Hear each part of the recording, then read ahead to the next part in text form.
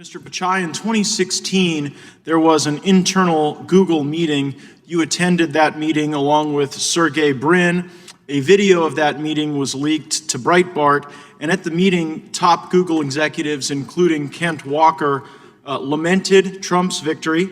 They compared Trump voters to extremists, and it was discussed that there was an intent to make the Trump win a blip in the populist movement in American history. Now, I know you've testified today in response to my questions and Mr. Jordan's questions that you don't intend this time to engage in electioneering on behalf of the former vice president.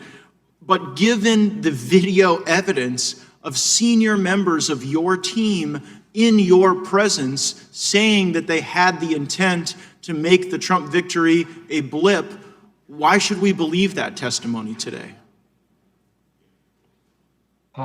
Congressman, we do not have a view on, we respect the democratic process. We are deeply committed to it. As a company, we take pride in the information we provide to help people participate in free elections. And we are deeply committed to it, as I said to Congressman Jordan as well. Do you remember that meeting? 2016 that you attended? Yes, I do. It was in the context of, through the election across both sides, there was a lot of opinions. And as you know, elections are kind of a polarizing moment generally in the country. And there was a lot of rhetoric about certain issues which were I understand rhetoric. I guess the question is, when the senior members of your team in your presence said that they did have the intent to change the outcome in a subsequent election, and then since that moment in time where we've seen all of these conservative websites and conservative viewpoints censored, you can understand why people would be concerned. So after your employees and top executives said in your presence that they intended to make the Trump victory a blip, what action did you take as the CEO to protect and preserve the neutrality of your platform?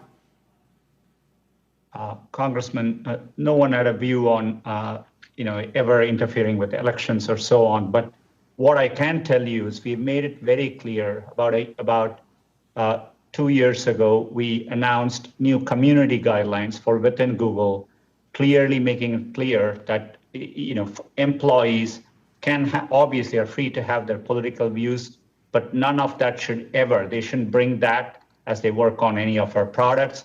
And if we found any evidence that people are using a political agenda to manipulate any of our content platforms, we would take strong enforcement action. We have sort of a string of events here. We have the 2016 meeting where people demonstrated their intent to make changes to hurt the president.